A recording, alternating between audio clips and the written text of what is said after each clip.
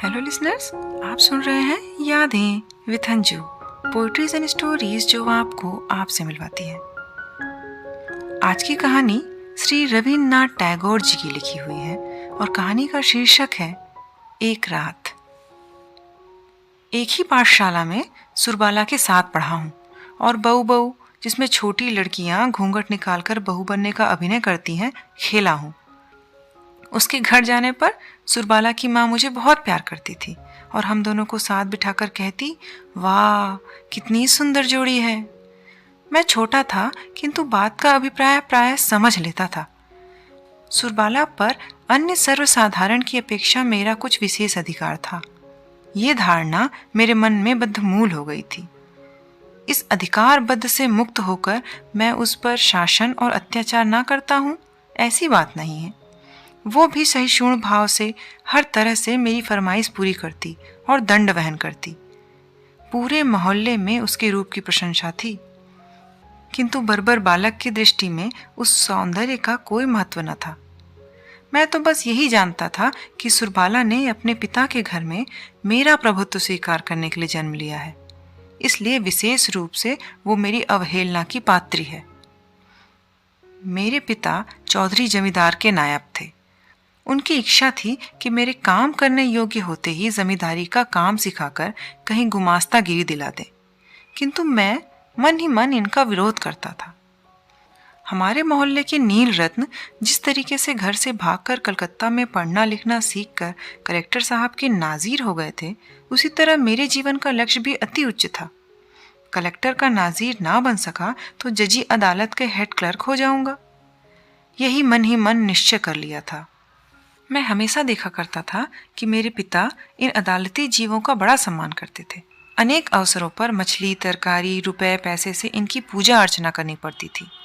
ये बात मैं बाल्यावस्था से जानता था, इसलिए मैं एक छोटे कर्मचारी यहाँ तक कि हरकारों को भी अपने हृदय में बड़े सम्मान का स्थान देता था।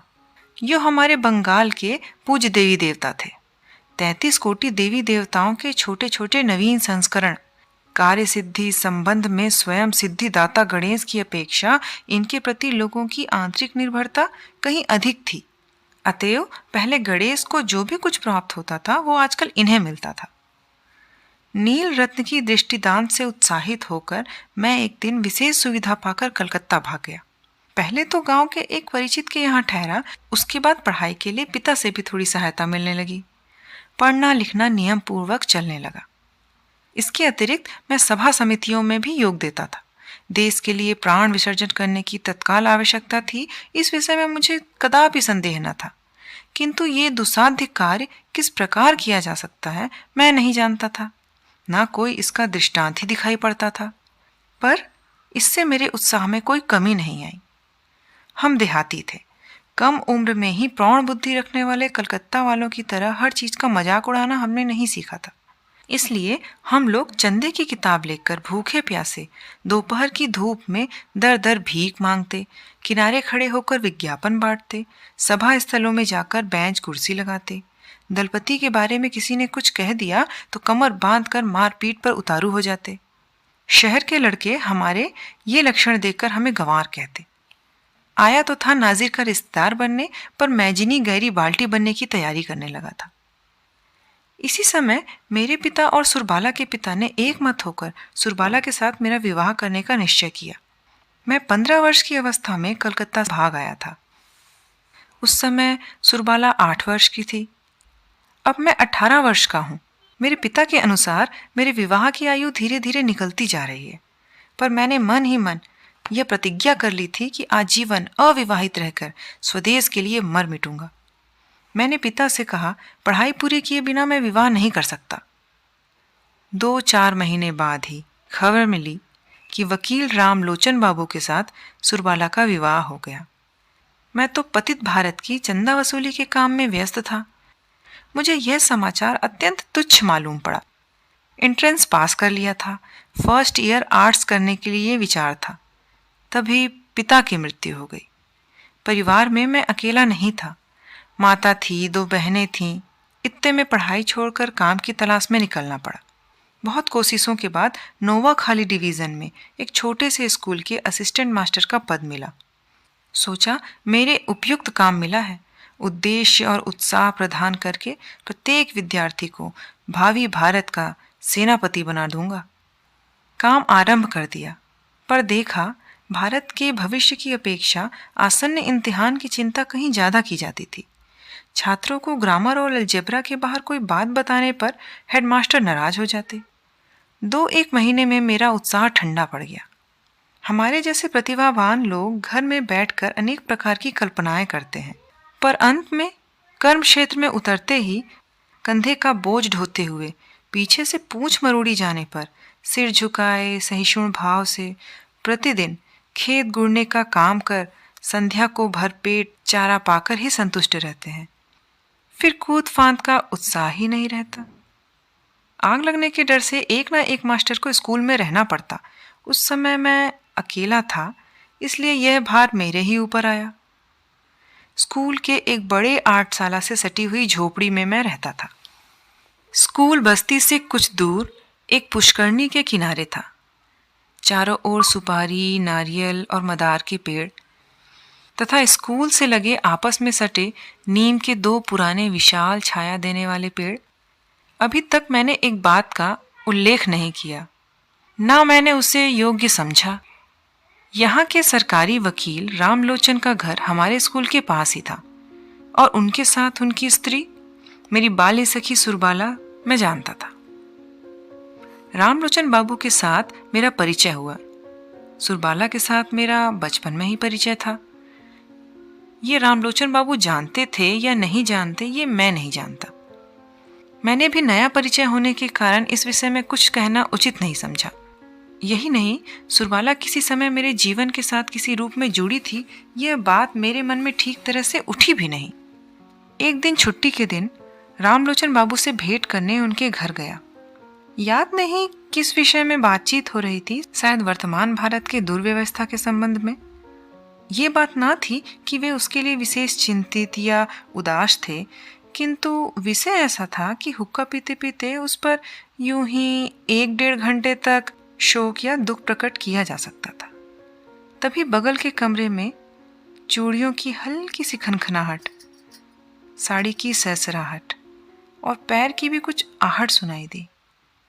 मैं अच्छी तरह समझ गया कि जंगले की सेन से कोई कौतूहलपूर्ण आंखें मुझे देख रही हैं।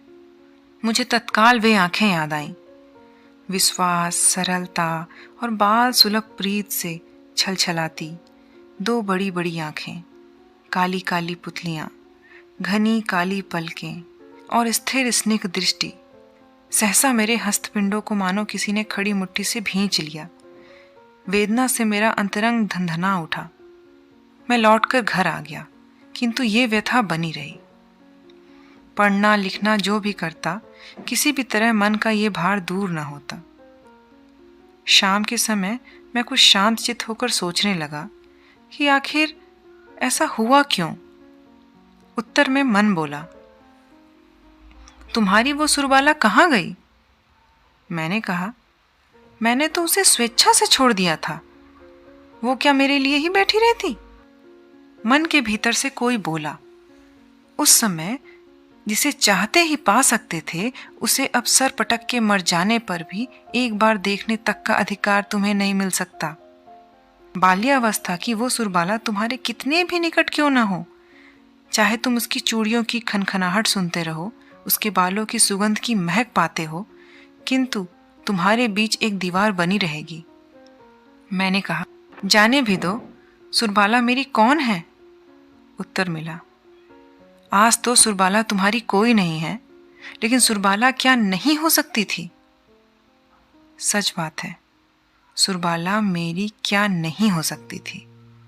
जो मेरी सबसे अधिक अंतरंग, सबसे निकटवर्ती, मेरे जीवन के समस्त सुख दुख की सहभागिनी हो सकती थी, वो इतनी दूर, इतनी पराई हो गई। उसे देखना और बात करना अपराध है, उसके विषय में सोचना पाप है, और बीच में रामलोचन न जाने कहाँ से आ गया। बस 2-1 रटे रटाए मंत्र पढ़कर सुरबाला को पलक मारते ही एक झपटे में धरती के लोगों से छीन कर ले गया। रामलोचन के घर की दीवारों में जो सुरबाला थी वो रामलोचन की अपेक्षा मेरी अधिक थी। ये बात मैं किसी भी प्रकार से मन से नहीं निकाल पाता था। शायद ये बात असंगत थी, फिर भी अस्वाभाविक नहीं थी। तब से और भी किसी काम में मन नहीं लग सका। दोपहर के समय क्लास में जब छात्र गुनगुनाते रहते, बाहर सन्नाटा छाया रहता, नीम की निबोलियों की महक होती, तब भीतर कुछ होता। मन कुछ चाहता पर उसका रूप साफ नहीं होता। स्कूल की छुट्टी होने पर अपने बड़े कमरे में मन ना लगता, लेकिन यदि कोई मिलने आ जाए तब भी मन बड़ा अधेल हो जाता।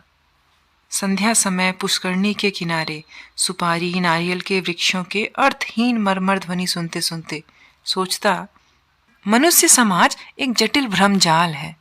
ठीक समय में ठीक काम करना किसी को नहीं सूझता, बाद में अनुपयुक्त समय में अनुचित वासना लेकर अस्थिर होकर मर जाता है। तुम्हारे जैसा आदमी सुरबाला का पति होकर आजीवन बड़े सुख से रह सकता था। तुम तो चले थे गैरीबाल्टी बनने और अंत में हुए एक देहाती स्कूल के असिस्टेंट मास्टर, और रामलोचन राय वकील। विवाह करके सरकारी वकील बनकर अच्छा खासा रोजगार करने लगा था रामलोचन। जिस दिन दूध में धुएं की बू आती, रामलोचन सुरबाला को डांट देता, और जिस दिन उसका मन प्रसन्न होता उस दिन सुरबाला के लिए गहने बनवा देता। अपनी मोटी थुलथुली देह पर अचकन डाले वो परम संतुष्ट रहता था। वो कभी भी तालाब के किनारे बैठकर आकाश के तारे देखते हुए और आहें भरते शाम नहीं गुजारता था। एक बड़े मुकदमे में रामलोचन कुछ दिनों के लिए बाहर गया था। अपने स्कूल भवन में मैं जिस तरह अकेला था, शायद उसी तरह सुरबाला भी अपने भवन में अकेली थी। मुझे याद है, उस दिन सोमवार था। सवेरे से ही आकाश में बादल थे। 10 बजे ही टप टप बारिश शुरू हो गई। आकाश की दशा देखकर हेडमास्टर ने जल्दी छुट्टी कर दी। काले काले मेघ सारा दिन आकाश में घूमते रहे। दूसरे दिन तीसरे पहर से मूसलाधार बारिश शुरू हो गई और आंधी चलने लगी। ज्यों-ज्यों रात होने लगी, बारिश और आंधी का वेग भी बढ़ने लगा। पहले पुरवैया चल रही थी, फिर उत्तर और उत्तर पूर्व की ओर हवा चलने लगी। उस रात सोने का प्रयत्न करना व्यर्थ था। ख्याल आया, इस दुर्योग के समय सुरबाला घर में अकेली है। हमारा स्कूल भवन उसके घर की अपेक्षा अधिक मजबूत था। कई बार ख्याल आया कि उसे स्कूल भवन में बुला लाऊं और मैं पुष्करणी के किनारे ही रात बिता लूंगा, लेकिन किसी भी तरह मैं तय नहीं कर पाया। रात 1-1.5 पहर गई होगी कि सहसा बाढ़ आने की आवाज सुनाई पड़ी। समुंदर बढ़ा आ रहा था। मैं घर के बाहर निकला और सुरबाला के घर की ओर चलने लगा। रास्ते में अपनी पुष्करणी का किनारा पड़ा। वहां तक आते आते पानी मेरे घुटनों तक पहुंच गया था। मैं जो ही किनारे पर जाकर खड़ा हुआ, त्यों ही एक और तरंग आ पहुंची। हमारे तालाब के किनारे का एक हिस्सा लगभग 10-11 हाथ ऊंचा था। जिस समय मैं किनारे पर चढ़ा, उसी समय विपरीत दिशा से एक और व्यक्ति भी चढ़ा। यह व्यक्ति कौन था? यह सर से लेकर पैर तक मेरी संपूर्ण अंतरात्मा समझ गई थी, और उसने भी मुझे पहचान लिया था, इसमें कोई संदेह नहीं था। और तो सब कुछ डूबा हुआ था। केवल 5-6 हाथों के उस द्वीप पर हम दोनों प्राणी आकर खड़े हुए थे। प्रलय काल था। आकाश से सारे तारे गायब, धरती के सारे प्रदीप्त बुझे हुए थे। उस समय कोई बात करने में भी हानि नहीं थी, किंतु एक भी शब्द न निकला। दोनों केवल अंधकार की ओर तकने लगे। आज संसार छोड़कर सुरबाला मेरे पास आकर खड़ी थी। मुझे छोड़कर आज सुरबाला का कोई न था। कब से बीते हुए सैसभ्य काल में सुरबाला किसी जन्मजात की भांति किसी प्राचीन रहस्य अंधकार पर उतरती एक पूरे चंद्रालोकित जन आकीर्ण पृथ्वी के ऊपर मेरे ही बगल में आकर खड़ी हुई थी। जन्म स्रोत ने उस नभ कलिका को भी मेरे पास लाकर ही फेंक दिया था, और मृत स्रोत ने भी उस विकसित पुष्प को भी मेरे ही पास लाकर फेंका। इस समय केवल एक और लहर की जरूरत थी, जो सदैव के लिए हमें एक कर देती। वो लहर ना आए। पति, पुत्र, धन, धान्य को लेकर सुरबाला चीरकाल तक सुख से रहे। मैंने इस रात महाप्रलय के किनारे अनंत आनंद का स्वाद प्राप्त कर लिया था। रात समाप्त होने आई, आंधी थम गई, पानी उतर गया। सुरबाला बिना कुछ कहे घर चली गई। मैं भी बिना कुछ कहे अपने घर चला गया। मैंने सोचा, मैं नाज़ीर भी ना हुआ, सरिश्तेदार भी ना हुआ, गैरी बाल्डी भी ना बन पाया। मैं एक टूटे फूटे स्कूल का असिस्टेंट मास्टर रह गया। मेरे इस संपूर्ण जीवन में क्षण भर के लिए एक अंतरात्रि का उदय हुआ। शायद वही जीवन की एकमात्र चरम सार्थकता थी। वही जीवन की एकमात्र चरम सार्थकता थी।